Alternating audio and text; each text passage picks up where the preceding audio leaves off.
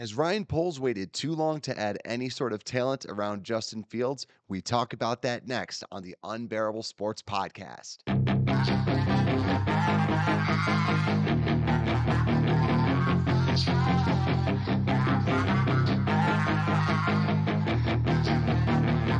Yeah, she's got some nice long hair, and you know that she's And welcome back, Unbearable Sports fans. It's been a while. It's been a whole week. Apologize for the delay. As you can kind of hear right now, too, my voice is still not fully recovered yet. I have been out cold. I've been sick for the past week. And just been trying to recover every single day. I've been trying to actually record some episodes, but my voice just hasn't been allowing me to do that. So after a whole bunch of NyQuil, whole bunch of these halls that I got right next to me, not a sponsor.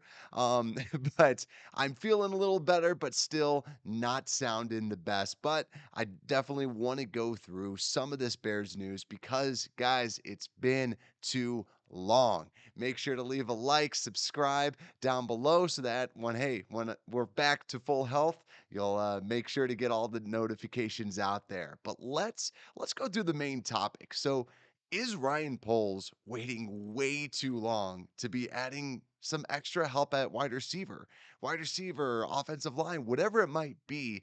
Let's really focus in on these wide receivers because we're seeing this and we're going, all right, we got Byron Pringle and we have Equanimeous St. Brown. Is that really what we want at this wide receiver position? Or is he trying to do something different? Because we're seeing wide receivers go crazy. We just saw Tyreek Hill just get traded for a huge amount of draft picks. Same thing with Devontae Adams. Is he doing the right thing? Or is there anyone else out there that we should get? Or should we just start panicking as a whole? So, guys, let's get into this though, because I actually have not been able to break down the new wide receiver edition. So you guys have probably already heard a lot about these wide receivers. So I just wanted to kind of just take a little bit of time to talk about who we already have. Because obviously we have Darnell Mooney, and it's awesome to see that him and Justin Fields have been kind of working on their chemistry. That's what we need to see, is we need to see that reliability between the two.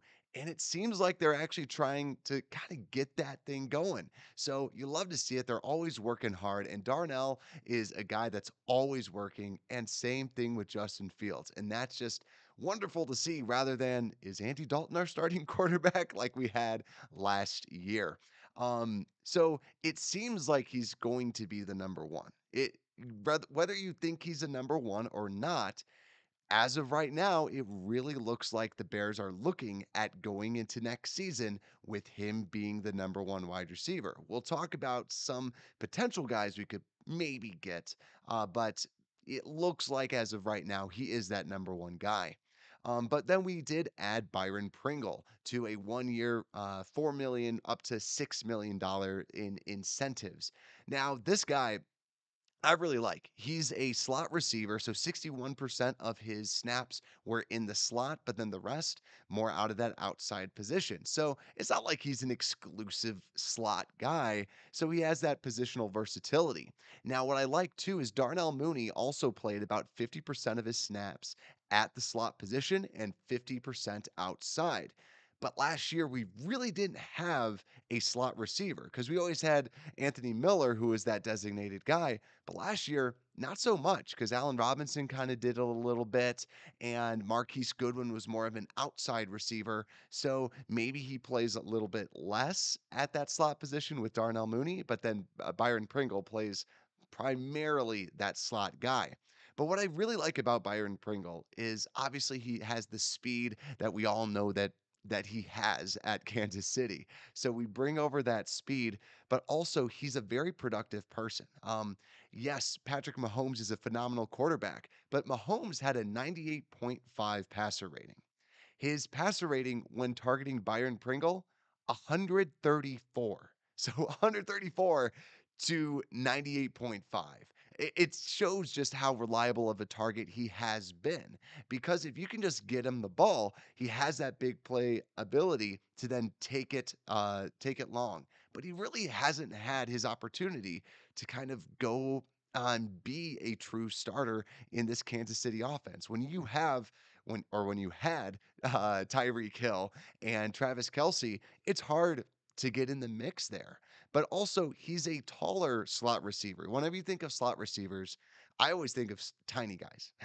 But he's 6'1, so he's not huge, but he's big. He's 6'1, 200 pounds. So no frail guy. He's fast. He's not fairly big, and he's a good slot receiver. Now, the only big kind of knock on him is his hands. So um, PFF has him charted at 10.1%. He drops the ball when it's a catchable ball. So that means like to his hands, to his body, a drop like that. So just to put it into perspective, is 10% bad or is it good? Darnell Mooney had 4% last year. Now, if you remember all the different drops that Darnell had, just to put that into perspective. But yet again, too, these are catchable passes because Lord knows a lot of those balls that he dropped were just kind of YOLO balls that were up in the air, contested catches that Darnell just got smacked on. So that's really Byron Pringle. I really like him as the addition, but I like him as that number three. That's what everyone's saying. So then Equanimous St. Brown comes in for the 1 year deal, former Packer, so familiar with this offense. And I think a lot of people were saying this guy's going to be another player. Is he who we expect to be on the outside? I hope not, and I don't expect him to. This is a guy that has only had 9 receptions last year. 9. Do you know how many receptions 9 is? Just in the grand scheme of things? Because 9 receptions is how many receptions Jakeem Grant had last year. And he only played about 11 games, and we all know that we think back to it, he didn't really get a lot of production until the last couple games of the season. But to put it into perspective as well, Jesse James had 7 receptions. Khalil Herbert had even more receptions than him. And Marquise Goodwin, who we didn't see a lot out of, had 20. So what I'm getting at is St. Brown is most likely going to be a special teams type of player, maybe a fourth string, fifth string wide receiver, kind of him and Daz Newsome on that back end. So I don't really think that he shouldn't be a big time player. He is a fast guy though, fast and a really good frame, but I just don't think that he's going to be that next level guy that we should really have out there. So to me, we still need another person. That's what we're talking about. Now, is it too late? Going back to the question at the very beginning, is it too late? Because there's a lot of scrutiny. Anytime that something goes through, I always see Bears fans saying, we should have gotten that guy. We should have added that guy. Why didn't we trade for Robert Woods? Now, let me just bring that up because Robert Woods is a common complaint that I was seeing is, well, if he was traded for a 6, why did the Bears not show any interest? Well, that's actually what I'm seeing is that the reports are the Bears did have interest. It's just that Robert Woods really wanted to go elsewhere. He ended up wanting to go to, I believe it was the Titans.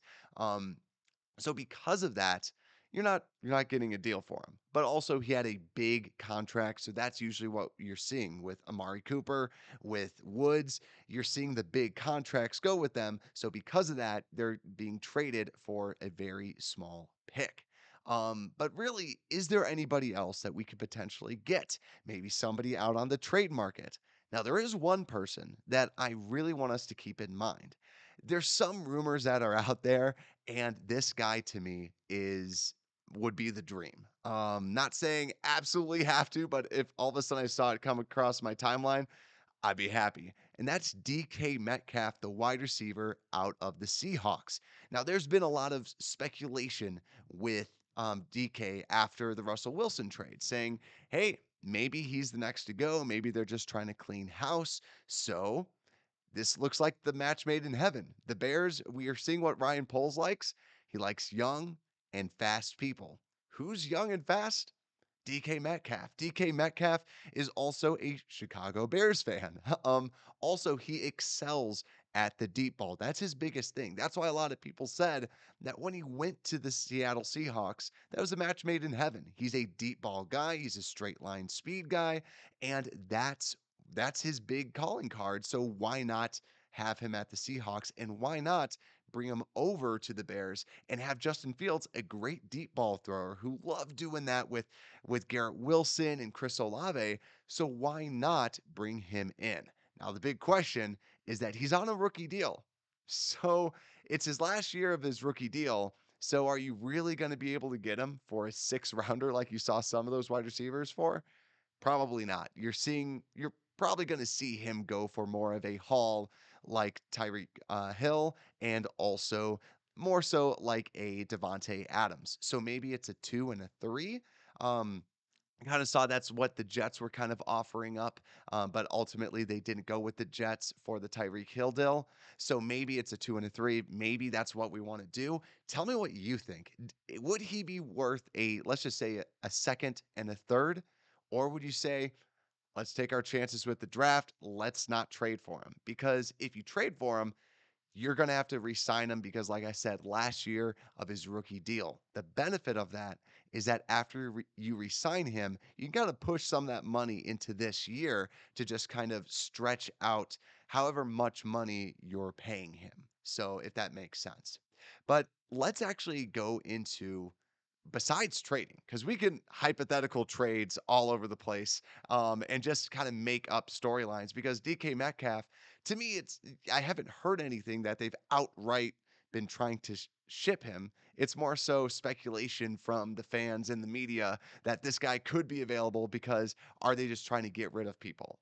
But if we're looking at possible players out of free agency, even though that the Bears just signed a 30-year-old about 10 minutes before I started this recording, with Dakota Dozier, it still looks like they like young people. And I think that's the big question, is are they really just trying to go young? Because the Bears are a very old roster. So are you trying to do this whole youth movement thing, youth and speed, and not go after any, veterans? Because right now, what we're talking through is we need outside receivers. And if you're looking at outside receivers that can make a difference, that aren't big old veterans over the age of 30, there's really kind of three people that are left.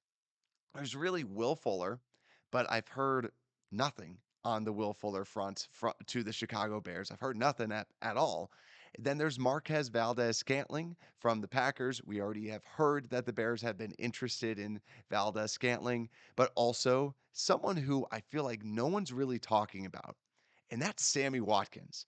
Now, about 50% of you, your ears perked up in happiness. Now, the other 50%, it perked down in sadness.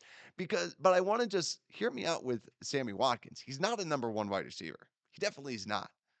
But he's a physical specimen. He still has some game breaking ability. He has familiarity with the Kansas City connection.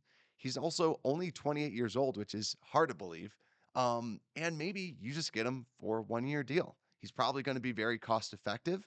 He's got the speed, he's got the athleticism. He's also very good at more deep routes. I was looking at some of just the QBRs when he's running deeper routes, and it's incredible. When he's running short, it's like terrible. But deep, that's where his specialty is. So he could be a good addition to this offense. Have I heard anything that Sammy Watkins is going to be a Bear? No, not at all. But it would be an interesting matchup, especially with the Kansas City connection, but also just a good depth guy, because we're going to be looking at the draft and who could we get in this draft. And if you just at least have one guy that is a potential option, it gives you a lot more flexibility in the draft to draft the best player available, which you should always do. You don't want to be hamstrung to say, we got to find our starting wide receiver in this draft. Otherwise, we're screwed. So, Sammy Watkins is someone to at least look out for. Will Fuller, I'm still a big fan of, even though that he's had the injuries. When he's healthy, he's a phenomenal wide receiver. You see all the highlights, you see how incredible he is, and the production he's been able to put up when healthy. Keyword, when healthy. So I think that's the big question mark. If you're not a Will Fuller fan, that's the biggest thing. He just hasn't been able to stay healthy. Let me know who you think they should get, because the thing that gets me nervous is I like Jarvis Landry, but he's a slot guy. We already have two guys that can play in the slot if they wanted to. So that's why I think it's a little bit difficult because the slot position is just kind of difficult to really find, or like it's easy because we already have so many different people in that slot position. Um, but also too, like I said, there's other veterans out there. There's T.Y. Hilton, there's A.J. Brown. There's still or not A.J. Brown, A.J. Green. There's still a good handful of veterans that you can still potentially add if you really want to. So, let me know who you think that they should add, but the question, have they waited too long? I wouldn't say too much because it looks like they just want to go with speed. I think rewatching what Ryan Poles has said about free agency, he said he wants to be selective. And right now, he's being very selective. So I think that it's an opinion if you think that he has waited too long in free agency right now. But I want to just say one thing too. I like a lot of the deals that he has not made, like a Christian Kirk. Christian Kirk got way too much money for the level of production. And I think that what I like about what he's doing is he's at least kind of sitting back and relaxing. And what I saw, something that spoke volumes was when we didn't sign Juju Smith Schuster. Now, yes, there might have been a lot of rumors, but it just shows that they want speed. That's what they want. Juju does not have that great speed. Now, maybe a couple years from now, we say, remember how Ryan Poles only wanted to sign fast guys? Remember that? Maybe that's what we talk about later on. But for right now, to me, let him do his thing. Let him go with really fast, speedy guys. But like I said, there's only a handful of people that that could maybe make a difference right now. And maybe even Julio. We will see. But let's actually just talk about the draft real quick because there's not a lot of people in free agency. But is there hope in the draft?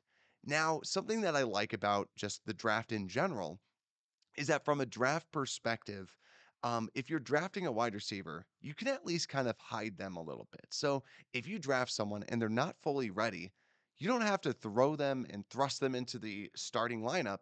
You can have maybe a couple little packages that they're used to and kind of roll them out a little bit slower if it takes them a while to get used to the offense. So that's why I love having, kind of the flexibility at wide receiver. That's why I like getting someone like a Will Fuller that, he could be banged up, and then insert your rookie wide receiver. But at our draft picks, so I'm really looking at pick 39 and 48. There's still a lot of talent at that third round level. That's what I think is really nice about this draft is it's a little deep, but the hard part is that second round. Who's kind of emerging from that third round, fourth round to that second round, and who also might be dropping into our laps at the second round. Now, this isn't my deep dive of wide receivers. We'll do that for a later time, but I just want to talk about who might be there. And so, first, someone who might be dropping is Traelyn Burks out of Arkansas, someone to be on the lookout for. I don't think he's going to be there for the Bears, but he is somebody that's kind of projected at the end of the first round and maybe early second.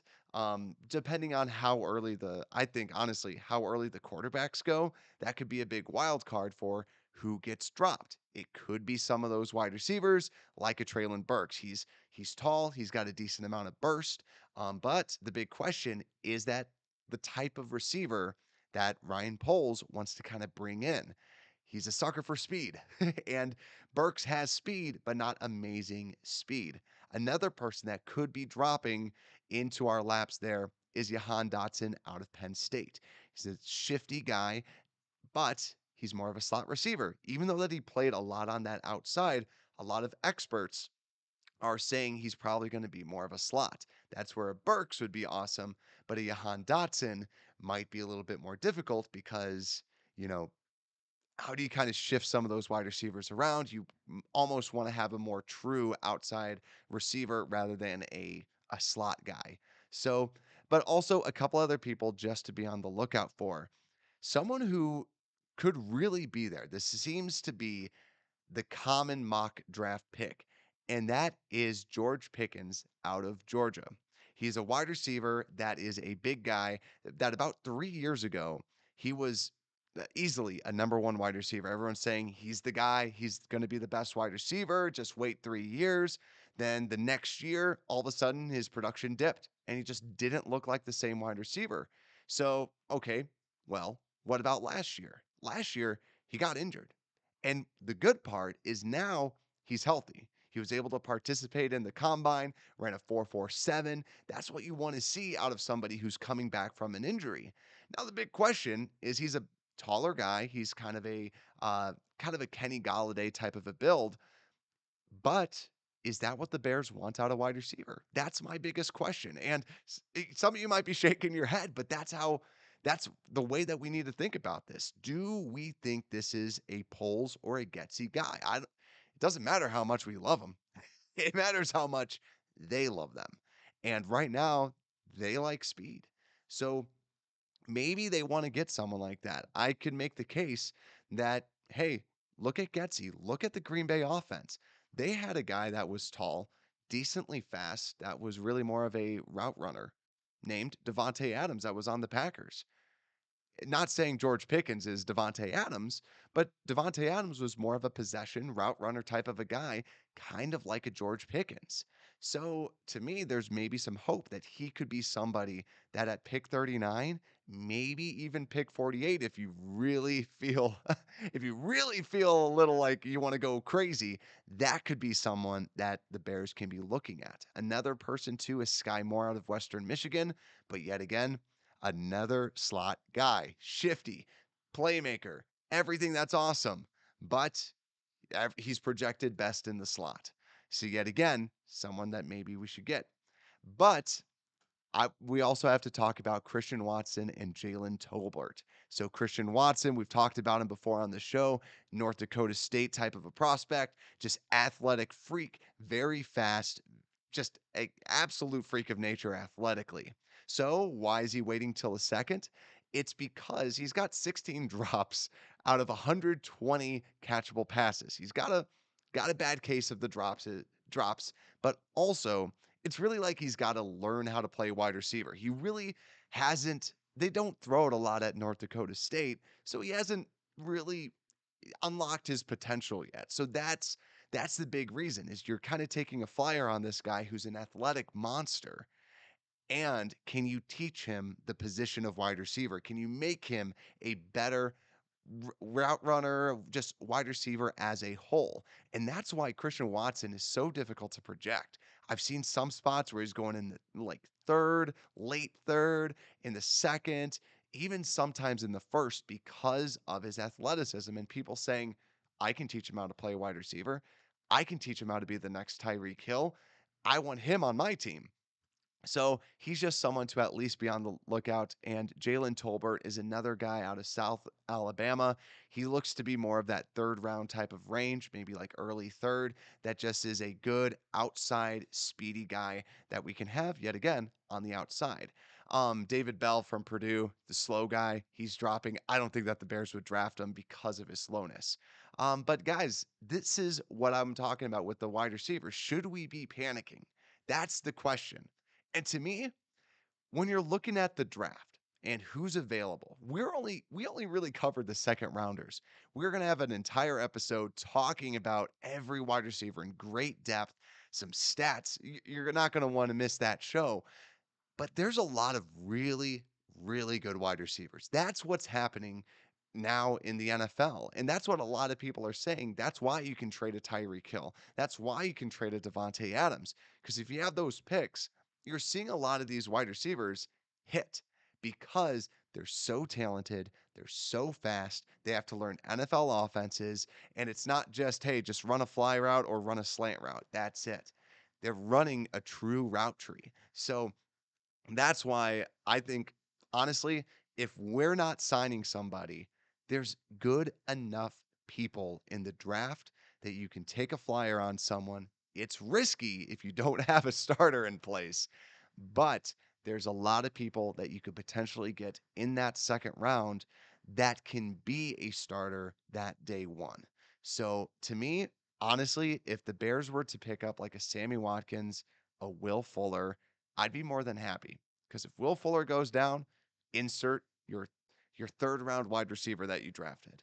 If Sammy Watkins, you're like, yeah, this guy kind of sucks compared to our other guy, insert the rookie wide receiver. Having some sort of depth would just be really nice. Who do you think that the Bears should sign?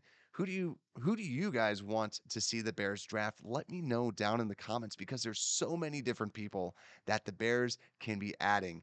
Thank you guys so much, and I'm yet again sorry so much for the wait. Just trying out the new voice as much as I can, and just trying to go through it. But guys, thank you so much. Make sure to follow the Unbearable Sports podcast and also leave a like, subscribe, and Unbearable Sports podcast. We're out.